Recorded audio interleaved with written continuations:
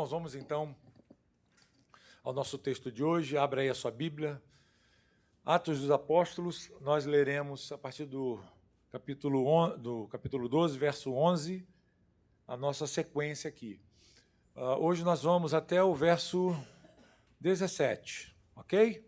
Vamos fazer a leitura então? Estão prontos aí com a Bíblia aberta? Acompanhe a leitura aí. Diz assim: Então Pedro, caindo em si, disse: Agora sei que de fato o Senhor enviou o seu anjo e me livrou da mão de Herodes e toda a expectativa do povo judeu. Ao se dar conta disso, Pedro resolveu ir à casa de Maria, mãe de João, também chamado Marcos, onde muitas pessoas estavam congregadas e oravam. Quando ele bateu à porta da frente, uma empregada chamada Rode foi ver quem era. Reconhecendo a voz de Pedro, ficou tão alegre que nem o fez entrar, mas voltou correndo para anunciar que Pedro estava à porta. Então os outros disseram: Você ficou louca? Ela, porém, persistia em afirmar que era verdade. Então disseram: É o anjo dele. Enquanto isso, Pedro continuava batendo. Quando abriram a porta, viram-no e ficaram admirados. Ele, porém, fazendo-lhes sinal com a mão para que se calassem, contou-lhes como o Senhor o tinha tirado da prisão e acrescentou: Anunciem isto a Tiago e aos irmãos. E saindo, foi para outro lugar. Então está aí o nosso texto de hoje. Que Deus nos abençoe nesse estudo, né? Irmãos, nós estamos aqui nesse capítulo 12. Eu já, não sei se eu falei para os irmãos isso já, né? Mas o capítulo 12 tem uma característica, porque ele narra algumas mortes. É o capítulo dos 18 mortos. Se os irmãos olharem aí e ficarem atentos ao capítulo todo, os irmãos verão isso, né? 18 pessoas morrem nesse capítulo, um capítulo só, né? E ele se inicia, nós já passamos por esse texto, ele se inicia narrando a morte de Tiago, um dos 3 discípulos que andavam mais próximos de Jesus, né? Do grupo mais íntimo de Jesus, do círculo mais íntimo de Jesus, Tiago era um deles. E então, já no início do capítulo, ele morre. Ele morre sob a espada de Herodes. Herodes percebe que isso é importante para os judeus, essa perseguição à igreja, e ele então manda matar a Tiago, e logo em seguida ele prende, lança Pedro na prisão para matá-lo também. Nós já vimos aqui, ao longo desse capítulo, esses episódios aqui. Provavelmente, meus irmãos, o objetivo aqui de todas essas ações malignas de Herodes era, de alguma forma, enfraquecer a comunidade cristã, que estava em franco crescimento. A igreja estava se expandindo imensamente. Ela contava com a simpatia das pessoas, o evangelho estava prosperando, não só ali em Jerusalém, mas se espalhando pelo mundo inteiro. E os judeus não estavam nada satisfeitos com isso, né? Então, certamente houve ali uma pressão pela sua insatisfação com os crentes, com os seguidores de Jesus, diante de Herodes, e isso, então, levou a tomar uma ação política de agradar os judeus, perseguindo a igreja, tentando enfraquecer os líderes, né? Então, se você persegue e mata os líderes da igreja, pelo menos matando aqueles que estavam mais próximos de Jesus, o grupo mais próximo, então isso enfraqueceria a igreja. Provavelmente é assim que Herodes pensava. Porém, irmãos, a igreja, embora ela precise de líderes espirituais, isso é claro, o Senhor nos mostra isso na sua palavra, né? Que o Senhor mesmo estabeleceu na igreja essa liderança. Eu sei que hoje em dia existe um grupo que não podemos nem chamar de cristãos, são ímpios, que estão no meio da igreja e que desprezam a igreja e dizem: olha, nós não precisamos de líderes, nós não precisamos de liderança, não precisamos de igreja, nós mesmos somos a igreja, e fazem até luta ideológica em relação a isso, né? contra a liderança. Mas é algo que foi estabelecido pelo Senhor, né? Então é lutar contra o próprio Deus. Lutar contra a igreja, lutar contra a direção que Deus estabeleceu para a igreja, é lutar contra o próprio Senhor. E essa liderança, ela faz parte da igreja. Mas, embora a igreja precise e possua uma liderança, líderes espirituais, nós precisamos entender que a igreja ela não está edificada sobre líderes, sobre homens. Ela está edificada sobre a rocha que é Jesus, né? O Senhor é o fundamento da igreja. E a igreja ela cresce sobre Cristo. Ela é edificada dessa forma. E na cabeça de Herodes e dos judeus era assim, olha, matem os líderes, isso, nós vamos acabar com o movimento. Isso vai ser resolvido. E diz o texto, então, que ele conseguiu ter êxito, em certa medida, matando a Tiago. Tiago, os irmãos devem se lembrar aqui, ele era irmão de João. E algo curioso aqui, né? Porque Tiago ele é o primeiro dos apóstolos a morrer. Nós vimos aqui que o primeiro mártir foi Estevão, né? Mas Estevão não era um apóstolo, ele era um diácono, né? Por assim, nós chamamos eles assim, né? Aquele grupo estabelecido em Atos 6. Ele foi o primeiro a morrer. Mas o primeiro dos apóstolos a morrer foi Tiago aqui. E o último foi quem? Foi João, né? Então, esses dois irmãos têm mortes assim pelo Evangelho, mas um morre primeiro e de todos os apóstolos, João, ele morre por último aqui. Há uma tradição histórica da igreja primitiva, diz que quando Tiago foi morto, foi levado para ser morto por Herodes, o soldado, o guarda que estava com ele, ficou muito impactado com o seu testemunho, com a sua fé. E por causa disso, vendo ali o seu testemunho, impressionado com a fé que havia no coração de Tiago, para morrer por causa de Cristo, por causa do Evangelho, ele próprio abraça a fé. Ele abraça a fé e crê também em Jesus. E ele é imediatamente, sumariamente, executado junto com Tiago. Morrem juntos ali. É claro, isso não é uma história bíblica, né? Não está na Bíblia, mas faz parte da tradição. A história vem sendo repassada, né? E existe um grau de confiança nessas coisas, mas ainda que isso aqui não passe de lenda, talvez, pode ser, né? Mas nós temos na história o relato de muitos outros cristãos que morreram corajosamente abraçando a fé em Jesus, né? Então, não seria nada impossível uma situação como essa ter acontecido de fato, né? Mas isso é bem registrado, documentado até nas histórias da igreja, e é um fato curioso, né? Uma curiosidade desse homem que ali junto com o Tiago morrem por amor a Jesus, e esse guarda em si por ver o testemunho de fé desse primeiro apóstolo de Jesus a ser morto. Mas, enfim, queridos, nós vimos aqui que Tiago ele cai sob Herodes, ele é morto à espada. Para um judeu, a morte, a decapitação era algo que não era concebível, mesmo para aqueles mais ímpios, né, mais considerados mais hereges, porque era algo muito, feria muitos escrúpulos judaicos. A gente vê muito Roma fazendo isso, decapitando e tal. Mas como Herodes era um judeu, assim, né? E para agradar os judeus, Tiago foi morto a fio da espada. Então, foi atravessado por uma espada e ele morre assim. Ele não para por aí, Herodes, ele quer matar Pedro, e há uma outra tentativa. A gente já viu isso aí, né? Versos 4 a 6 aí do capítulo 12. A gente vê que a sua tentativa ela é frustrada. Ele coloca lá uma escolta toda para proteger o apóstolo Pedro, para impedir, né, que ele fosse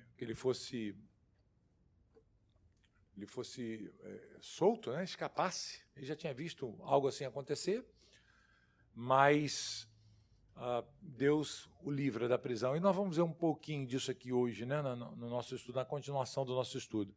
Mas Pedro não morre. imediatamente, verso 19 aí, a gente vai ver, um pouco mais à frente aí, não hoje, né? Mas nós vamos ver que Herodes manda matar toda a escolta que estava ali protegendo, guardando a Pedro. E nós já vimos lá no início que eram 16 guardas. Então aí a gente já viu outras mortes acontecendo. Então, Tiago morre, mais agora 16 guardas, 17, e ao final, quem morre? O próprio Herodes morre, né? Ele recebe o juízo de Deus, o juízo divino cai sobre ele e um anjo do Senhor o fere. O anjo do Senhor livra Pedro e mata Herodes. Interessante isso, né? A gente vai vendo aqui o juízo caindo sobre ele. Então, esse é considerado assim um capítulo de muitas mortes, né? O capítulo 12 aqui é o capítulo dos 18 mortos. Em um capítulo só, muita gente vai morrer, né? Mas isso mostra... O que Deus quer mostrar com isso aqui ao registrar essas coisas através de Lucas?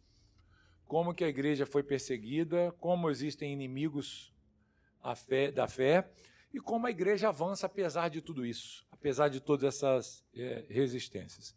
Gente, então nós fizemos a leitura do texto aí, e como eu sempre faço com vocês, eu fiz a divisão do estudo. Então, vocês que gostam de anotar aí a divisão, para a gente estudar melhor, eu fiz a divisão em 3 partes. Vamos ver 3 partes aqui. Não sei se a gente consegue ver tudo hoje, mas acredito que dê sim. O primeiro ponto aqui é o reconhecimento do livramento. Esse é o primeiro ponto aí, os irmãos que gostam de anotar o estudo. O reconhecimento do livramento, versículo 11. Está consubstanciado aí no versículo 11. Ok? A segunda divisão é a inusitada reação da igreja orante. A inusitada reação da igreja orante.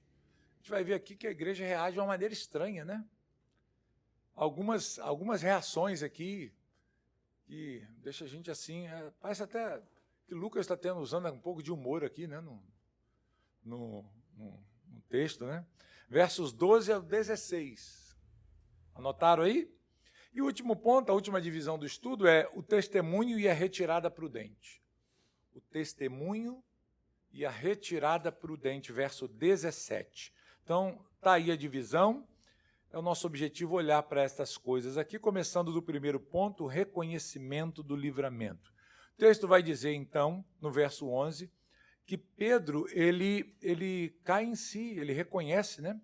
Deixa eu abrir o texto aqui na minha Bíblia. Então Pedro, caindo em si, disse: agora sei que de fato o Senhor enviou o seu anjo e me livrou da mão de Herodes e de toda a expectativa do povo judeu. Pedro, então, ele está sob o comando do anjo. A gente viu isso na semana passada. O anjo vai guiando, não fala mais nada com ele, né? Ele só vai seguindo o anjo. Lucas mostra que ele tem a impressão de que ele está tendo uma visão, uma espécie de sonho, talvez, ali, e ele vendo aquelas coisas todas. De repente, eles dobram uma esquina lá, um anjo continua indo, e ele vai vendo o anjo desaparecendo, desaparece, e aí ele percebe, diz o texto, que ele cai, ele reconhece, né? Ele tem um discernimento, um entendimento que o que ele está passando ali é real. Não é um sonho, não é uma visão que ele está tendo espiritual, mas é algo de fato concreto, ele está ali mesmo. Ele experimenta um livramento assim, bem forte aqui por parte do Senhor, né? E aí, queridos, a gente vê Deus agindo dessa forma, de maneira soberana aqui, para livrar o seu servo, né? Como ele faz já fez com muitos dos seus servos, e frustrando assim os planos dos homens malignos, dos homens maus. Se os irmãos olharem aí, na fala de Pedro, nesse versículo 11, ele menciona aqui que o livramento que Deus deu a ele foi tanto de Herodes, da mão de Herodes, quanto da expectativa do povo judaico. Não é isso? O que isso nos mostra e nos significa? O que isso significa para a gente? Quando Pedro ele cai em si, ele percebe que isso aqui é real. E ele pondera, né? Ele fica ali talvez um tempo pensando o que aconteceu? E aí ele percebe, de fato, o que está acontecendo aqui, o que aconteceu aqui, é que o Senhor me livrou da mão de Herodes. O que significa essa expressão, gente? O que é livrar da mão de Herodes aqui no texto? Livrar da morte, né? O que Herodes tensionava aqui? Herodes queria, irmãos, matar Pedro. A preocupação de Herodes ali era agradar o seu público politicamente. Ele não estava interessado em fazer um julgamento justo. Não, o julgamento já tinha sido feito, ele já estava decidido. Ele só ia apresentar Pedro ao povo judeu para fazer aquela festa, para fazer a média, né? Para manter a sua posição de governador ali e agradar aquelas pessoas. Então Pedro percebe, olha, Deus me livrou da morte. Eu ia cair sob a espada de Herodes, se o Senhor não tivesse se manifestado através do seu anjo aqui agora. Mas ele faz também aqui uma referência, não só a Herodes, mas essa intenção maligna deste homem, mas ele fala também que havia uma expectativa do povo judaico. O que ele quer dizer com isso aqui? Que expectativa era essa? Irmãos, havia uma torcida organizada esperando a morte de Pedro, porque eles sabiam que Pedro era o principal dos apóstolos. Eles sabiam que Pedro era uma figura fundamental, importantíssima para a igreja. E eles conseguindo destruir o Pedro, então nós conseguimos tudo. Então havia no coração dessa gente uma expectativa boa ou má? Terrível, né? Era um ódio profundo no coração dessa gente. Aqui a gente vê, queridos, como que o coração desse povo era mau, né? Como essa geração, irmãos, como essa geração mereceu o juízo que caiu sobre ela. Como mereceu? Porque o que mais essa gente fez foi perseguir o evangelho, foi perseguir os cristãos. Esse povo estava com uma ansiedade perversa em seu coração, esperando a morte de Pedro. Imagina, eles tinham acabado de celebrar a Páscoa. Lembra da referência? Eles tinham participado ali da festa dos pães asmos, quando Pedro foi aprisionado, veio a Páscoa e logo em seguida vem a apresentação de Pedro, talvez no dia seguinte logo, né? E essas pessoas que deveriam ter sido movidos e comovidos pela celebração, pela espiritualidade da ocasião, pelo contrário, eles estavam celebrando a Páscoa com sangue nos olhos. Amanhã nós vamos matar esse homem. Amanhã nós vamos acabar com ele. Como é que pode, né? Como é que está o coração dessa gente? Espiritualmente, como é que eles estavam? Em trevas profundas. Quando Pedro menciona aqui a expectativa do povo judaico, ele não está mencionando uma coisa boa. Ele está dizendo, olha, essa gente, eles estavam sedentos pelo meu sangue. O que eles queriam era a minha destruição completa. E eu sei agora que o Senhor se manifestou para me livrar de toda essa expectativa de Herodes e do povo judaico, né? E aí a gente vê, queridos, né, como que Deus ele tem o controle de todas essas coisas. Nós vimos na semana passada, Herodes imaginou, né, que naquela manhã foi deitar, imaginando, amanhã eu vou ganhar mais pontos, né, com o povo judeu, e o povo judeu foi dormir também pensando, amanhã é dia de festa, amanhã é dia de a gente ver morte. Amanhã é dia da gente exterminar com esses apóstolos de Jesus, esses hereges. Vamos acabar com essa igreja, com esse movimento. Mas o que acontece? Um livramento, né? E Pedro está vendo isso, Pedro está reconhecendo. Até então, Pedro não reconhecia nada disso, pensava que era apenas um sonho, uma visão, algo assim. O que a gente aprende aqui já nesse verso aqui, queridos? Que lição a gente pode tirar? Assim como Pedro, nem sempre nós percebemos de imediato o agir de Deus. Você já passou por situações assim? É que Deus estava trabalhando a seu favor e você nem sabia. E nem percebia isso, né? De repente você caiu em si. E aí em algum momento, a gente cai em si, como Pedro também, né? E aí a gente percebe, nossa, olha o que Deus fez. Olha como que Deus trabalhou. Eu nem imaginava isso. Eu não tinha nem noção que a mão poderosa de Deus estava sobre a minha vida, cuidando, guardando, livrando. Não é assim? Alguém já passou por isso aqui, irmão? Alguém já teve uma experiência assim? Já teve, né? A gente ouve muito falar isso, né? Pessoas falam, pastor, como eu vi a mão de Deus? Eu não sabia que Deus estava me livrando. Eu estava numa situação, eu estava caminhando, estava à beira da morte. E eu não sabia, eu não tinha noção do perigo que eu estava correndo, das tramas do maligno contra mim, das intenções contra a minha vida. E sem saber, Deus estava agindo, estava trabalhando, eu não tinha consciência de nada. Mas, de repente, Deus desvelou tudo aquilo diante dos meus olhos e eu percebi como Deus tem cuidado de mim, né? Eu imagino que foi essa sensação que Pedro teve. O que vocês acham? Eu acho que foi isso aqui, né? Quando a expressão, ela mostra Pedro assim, né? Meio que boca aberta. Assim, nossa, então era verdade. Eu pensei que eu estava dormindo. Pensei que eu estava sonhando, ou tendo uma visão aqui. Parecia bom demais para ser verdade, e é verdade mesmo, né? Eu estou livre. Eu fui libertado agora das garras de Herodes e do povo judaico. Glória a Deus por isso, né? E é importante a gente discernir essas coisas. Será que você tem discernido? Você tem conseguido discernir esses livramentos de Deus na sua vida, irmãos? Isso é importante, né?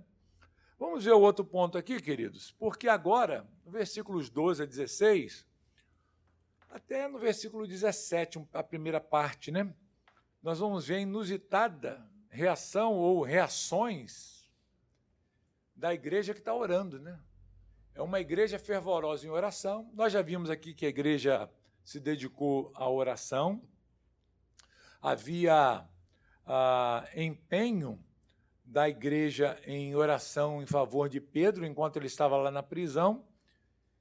E diz o texto no versículo 12 que Pedro, então, resolve ir à casa de Maria, mãe de João, também chamado Marcos, onde muitas pessoas estavam congregadas e oravam. Então, vamos dar uma paradinha por aqui, porque aqui a gente vê algo aqui bacana.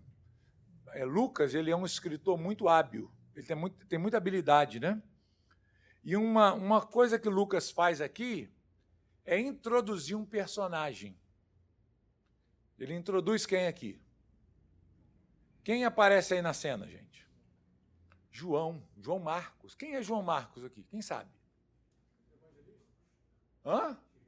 O escritor do Evangelho de Marcos, né? Você tem aí na sua Bíblia, Mateus, Marcos, Lucas, João. Esse Marcos aí, é esse aqui, João Marcos. Ele vai aparecer de novo no livro de Atos aqui. Ele vai voltar à cena. Mas o que Lucas está fazendo aqui com habilidade é apresentar de forma sutil mais um personagem. Ele menciona aqui Maria, sua mãe, que provavelmente, queridos, era uma mulher muito rica. A gente olha aqui pelas características, né, da sua própria casa, da forma como que o texto narra a casa dela. Não era... As casas naquela época de pessoas mais simples eram muito modestas, muito simples mesmo, né? E só pelo fato dessa mulher ter uma criada na sua casa e ter uma porta de entrada, um postigo, né, que é falado aqui em algumas versões, isso mostra que essa mulher era uma mulher de posses, uma mulher de alguma influência ali. Então, e até porque a igreja nessa época aqui já era uma igreja grande, gente. A igreja não conseguia se reunir num local, num prédio público que coubesse todo mundo ali. Não dava. Então, como é que a igreja se reunia? Ela se reunia em grupos, em casas, porque não dava. Não havia nenhum local que coubesse todo mundo. Dá para entender isso? E a casa de Maria provavelmente era uma dessas casas, por ser uma casa grande, ampla, dava para reunir bastante gente ali naquela casa, ok? E quem que estava reunida lá? A igreja, né? Uma parte da igreja, não toda a igreja, mas uma parte da igreja está lá reunida na casa de Maria, mãe de João Marcos. Um outro apontamento aqui é que João Marcos ele vai aparecer lá na frente na primeira viagem missionária da igreja de Antioquia, lembra? Quando a igreja de Antioquia envia missionários, quem são eles? Quem lembra aí? Quem é enviado pela igreja de Antioquia na sua primeira campanha missionária? Você lembra? Não lembra, não, gente? Quem? Paulo e quem mais? Barnabé, né? Lembra que o Espírito Santo disse: separai-me a Paulo e Barnabé para uma obra que eu tenho para eles. E a igreja foi lá, orou com jejuns, impôs as mãos e os enviou nessa missão. E eles levam com eles quem? Levam João Marcos, que parece aqui, pelo que o texto vai dizer um pouco mais nas cartas lá na frente, que ele era tio de Marcos, Barnabé. Barnabé era tio. Alguns apontam como primo, mas é bem provável que seja o tio, né, de João Marcos. E leva João com eles nessa viagem missionária, que depois desiste, né? No meio do caminho, João Marcos resolve: vou embora. E eles, Barnabé e Paulo aqui, eles continuam, nós vamos chegar lá ainda, né? Mas só para os irmãos relembrarem aqui. Paulo fica até aborrecido depois com isso. Parece que essa desistência de Barnabé deixou Paulo um pouquinho nervoso. Porque na segunda viagem, quando Barnabé falou assim: vamos de novo e vamos levar João Marcos com a gente de novo. E Paulo falou assim: não, se esse menino for, eu não vou. Resolva. E foi uma briga feia. Você pensa que crente não briga? Briga mesmo. E Paulo e Barnabé tiveram uma discussão tão... Gente, para aborrecer Barnabé. Barnabé era um conciliador, né? Barnabé bem tranquilo, ele acalmava as coisas, mas teve uma discussão tão forte, uma desavença entre ele e Paulo, que se separaram. Depois ficou tudo bem, né? Mas o que Paulo fez? Pegou Silas e seguiu. E Barnabé pega Marcos e segue também, a gente não ouve mais falar. Mas nós sabemos que Marcos, ele se tornou muito próximo de Pedro. Inclusive, a fonte do evangelho de Marcos é quem? É o próprio Pedro. Pedro foi a fonte primária do evangelho que ele escreveu. Então, e o próprio Paulo depois, né, ele já no final da história, ele vai contar dizendo: olha, eu quero que traga Marcos, porque ele me é útil na obra, né? Então, aquele cismazinho que aconteceu ali, aquela divisão, ela foi sanada, né? Foi resolvida. E é bom a gente saber disso, queridos, porque, às vezes, atritos, brigas, confusões, discussões acontecem até no meio dos crentes. Mas é preciso saber que essas coisas precisam ser resolvidas, né? E foi resolvido com a graça de Deus aqui. Então, Lucas, ele introduz aqui mais um personagem. Ele coloca lá, menciona e deixa quieto. Porque lá na frente ele vai trazer de novo esse nome quando nós chegarmos ali. Então, ele vai à casa de Maria e Pedro ali vê que os crentes estão orando. Mas é interessante que essa igreja, ela não crê que Pedro foi solto. Não é? Essa menina Rhodes anuncia que Pedro está à porta. Pedro está lá batendo na porta e ela vai ver e ela reconhece a voz de Pedro, vê que Pedro está ali e ela fica tão eufórica que, imagina, a igreja está vários dias orando. Eles estão numa vigília de oração, de madrugada orando. Senhor, oh Deus, não permita que Pedro morra. Liberta Pedro, Senhor. Faz alguma coisa, Deus. Então a igreja está orando intensamente. E Rhodes está ali, né, ouvindo tudo aquilo. Nossa, Senhor, talvez, né, orando também. Embora ela seja uma criada aqui de Maria, pode ser que ela fosse crente também, né? E quando ela ouve Pedro e vê Pedro lá fora, ela fica tão empolgada: meu Deus, aquilo que a igreja está pedindo lá dentro aconteceu. E ela esquece até de abrir a porta, né? Isso aqui, Lucas, parece que está dando umas notinhas de humor aqui, né? Ela volta correndo e nem abre a porta para ele e vai avisar para o pessoal: gente, para parar de orar, porque, né, Deus respondeu a oração, Pedro está lá fora. Qual é a resposta da igreja, gente? O que a igreja fala aí, gente? Você está louca? Você já imaginou? Meu Deus, vocês estão orando para quem, então? Vocês estão orando para Deus soltar, para Deus fazer, e quando Deus faz, você fala que é loucura. Ah, faz de bobeira. Fala sério, você está doida? Acho que quem está doido não é Rod, não. Ela está meio animada, né, empolgada ali. Mas a igreja fica assim. Tem aquela primeira reação de dizer, você está louca, mano. Está louca. Que Pedro, nada. Está doida. E ela insiste, não, ele está lá sim. E o que a igreja fala, então? Qual é a outra atitude da igreja? É o anjo dele, é o fantasma dele, é o anjo da guarda. Não, foi o anjo dele que apareceu, você não é Pedro. Tá, vamos supor que você viu Pedro mesmo lá, mas não era Pedro, era o anjo da guarda dele. Até hoje as pessoas acreditam em anjo da guarda, né? Tem gente que precisa de mais de um anjo, precisa de uma legião, né? Uma miríade de anjos, tão, apronta tanto, né, que os anjos ficam assim, meu Deus, bota reforço. Mas estava lá o anjo da guarda, a igreja falou, é o anjo da guarda. E Pedro está lá batendo, eu fico imaginando a cena, né? Meu Deus, abre logo esse negócio aqui. Eu acabei de ser solto, vai que eles me pegam aqui de novo, né? Abre logo, gritando lá fora, e a igreja fica assim, né? Não, é o fantasma dele, é o anjo da guarda dele, você está louca. Aí até que abrem a porta para Pedro, né? E aí, quando abrem a porta lá para o Pedro, diz o texto aqui, né? Que viram e ficaram admirados. E diz o início do versículo 17 que Pedro teve que fazer sinal com a mão para que se calasse, porque imagina o alvoroço que foi. Que bagunça, né?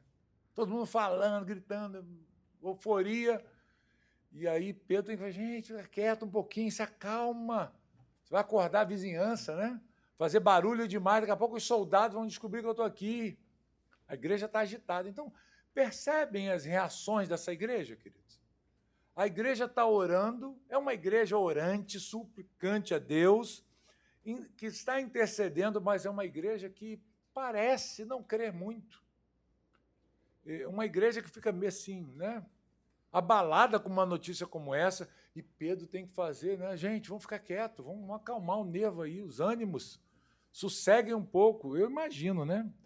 A agitação que aconteceu ali naquela casa, né? E o que a gente vê aqui, queridos? A gente vê uma igreja com uma fé que a gente percebe que é uma fé fraca, né? Para considerar essas coisas, para duvidar. Parece, né, contradições aqui, incongruências. Mas, embora seja uma fé deficiente, isso aqui ainda é fé, né?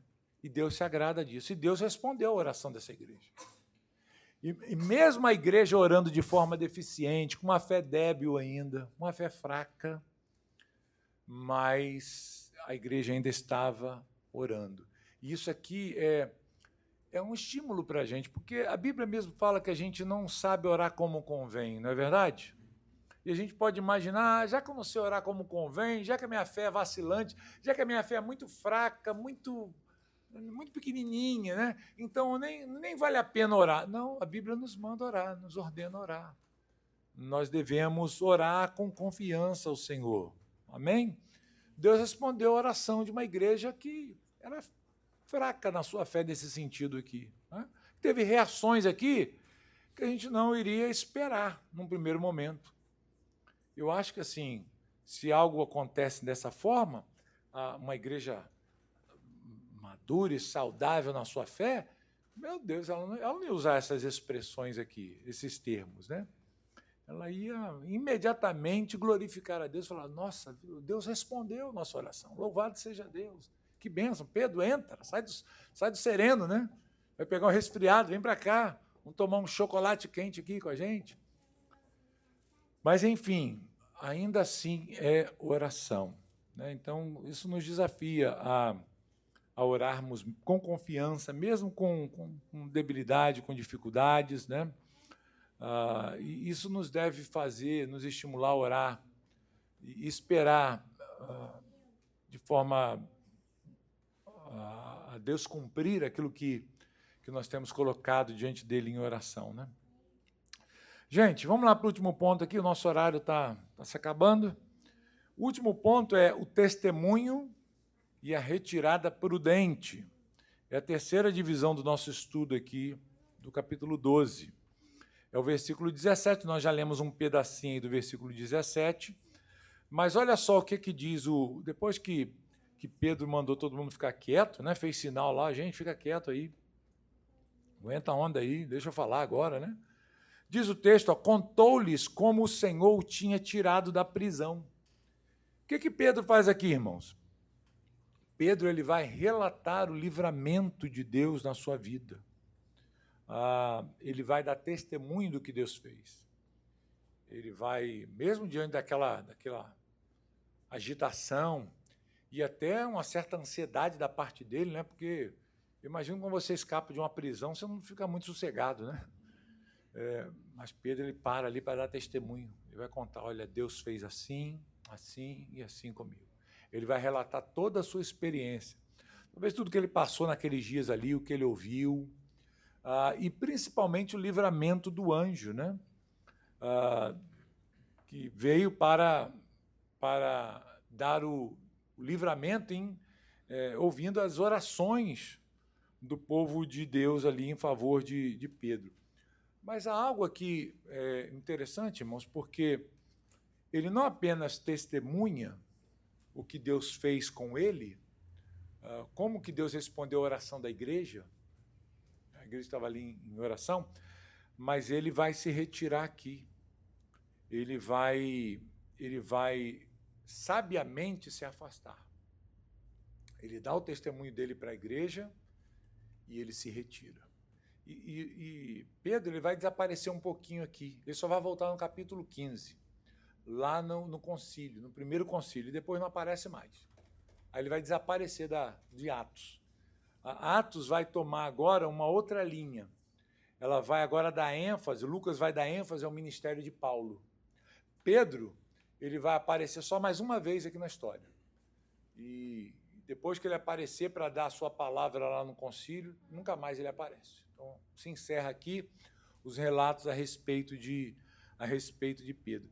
Mas ele entende que é momento de se retirar, né? Porque são tempos, irmãos, de perseguição da igreja. E certamente os soldados iriam procurar por Pedro aonde? Na casa de Maria, onde a igreja se reúne. Vou lá. No outro dia, a guarda ia estar lá buscando por Pedro, né? E Pedro, então, sabiamente, ele vai se retirar ali para preservar a sua vida e preservar também a igreja, né? Uma coisa que o texto nos mostra aqui é que Pedro ele faz um pedido à igreja. Ele vai pedir para a igreja comunicar o que aconteceu para quem?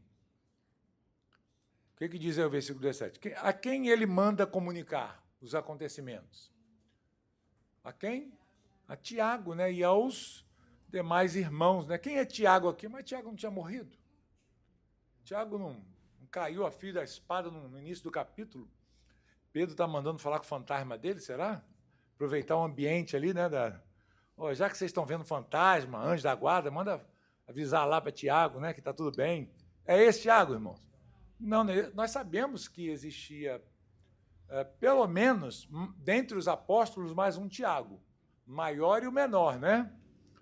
Mas aqui o Tiago é o Tiago justo, irmão do Senhor, que se tornou o pastor, o presidente ali da igreja de Jerusalém. Nós devemos lembrar que os irmãos de Jesus, no tempo do seu ministério, não criam em Jesus. Lembram disso? Nem os irmãos de Jesus criam nele. Mas depois da sua morte e ressurreição, provavelmente em sua morte, eles creram, confessaram o Senhor. E Tiago foi um deles. E ele se tornou um homem muito justo. Tiago era extremamente respeitado pelo povo de Jerusalém. Ele foi considerado um homem muito justo. Vivia uma vida assim, fiel mesmo. E mesmo assim, o povo judeu o perseguindo, mas reconheciam nele justiça. E é ele quem escreve, a gente tem, né, a epístola de Tiago no Novo Testamento. Ele escreve essa epístola, ele é irmão de Jesus junto com Judas, né? que escreve também uma carta já no finalzinho do Novo Testamento, registrada lá. Mas esse aqui, Tiago, é o Tiago que era pastor da igreja de Jerusalém, e nós vamos vê-lo aparecer novamente no capítulo 15, dando a palavra final ali no concílio, né? A igreja se reúne, cada um dá a sua posição, Pedro vai dar a sua posição, os apóstolos falam ali, e Tiago dá o parecer. Vai ser assim, né? Vamos agir dessa forma. Então, está encerrado aqui. E ele manda informar isso para Tiago e para os irmãos o que tinha acontecido. Qual o objetivo disso? Certamente para tranquilizar o coração desses irmãos, né? E para deixá-los prevenidos também. Ele, fiquem atentos aí o que aconteceu, não morri, Deus livrou, Deus ouviu nossas orações e está tudo bem. Tranquiliza o coração da igreja e dos demais apóstolos aí. E aí Pedro vai sumir, né? Pedro vai desaparecer. Para onde que Pedro foi? Alguém sabe? Alguém sabe, gente? Para onde Pedro foi? Se você souber, me fala, né? Que nós não sabemos, né? Nós não sabemos. Algumas especulações, alguns dizem que Pedro foi para Roma, mas isso é uma teoria muito fraca, né? Alguns afirmam isso, que Pedro foi para Roma aqui. Aí sumiu, ficou lá para Roma e depois voltou. É mais provável que Pedro tenha ou permanecido ali na região da Judéia, onde ele havia feito lá as suas visitas pastorais, lembra? Onde ele visitou ali a região da Judéia, ele foi lá onde Jope, né? Ele foi ali naquela região onde ele curou a Enéas, Dorcas, ressuscitou. E, enfim, pode ser que ele tenha ficado por ali, por aquelas regiões mais retiradas. E alguns acreditam, e aqui é uma possibilidade até maior, que Pedro tenha ido para Antioquia. Ele foi para Antioquia, porque Paulo depois vai narrar um episódio em que Pedro está em Antioquia. Ele vai nós já até lemos isso aqui com os irmãos, depois a gente pode ver de novo. Então é provável que Pedro tenha se retirado lá para Antioquia, é o mais provável, e fica lá por lá algum tempo. Eu vou ficar por aqui até a poeira baixar, né? Até o negócio ficar mais tranquilo. E assim, queridos, Deus dá o livramento para o seu povo, né? O que a gente aprende aqui, queridos? O testemunho é importante, não é verdade? É importante a gente testemunhar o agir de Deus. Por quê? Porque isso fortalece a igreja. Quando os irmãos são abençoados, né, e têm suas orações respondidas, os irmãos compartilham isso com a igreja. Nós fizemos nosso pedido de oração aqui toda quarta-feira, oramos uns pelos outros, e aí quando os irmãos comunicam, olha, nós recebi um milagre, o Senhor respondeu as orações da igreja, como é que a gente fica? Oh, meu Deus do céu, né? Glória a Deus, fortalece a nossa fé, nos dá ânimo para orarmos mais, para buscarmos mais. Isso alegra o nosso coração. Isso é importante nós testemunharmos aí o agir de Deus, porque isso fortalece a igreja. Isso é algo importante, mas também a prudência é algo importante. Esse texto está nos ensinando isso. Pedro foi prudente ou não foi?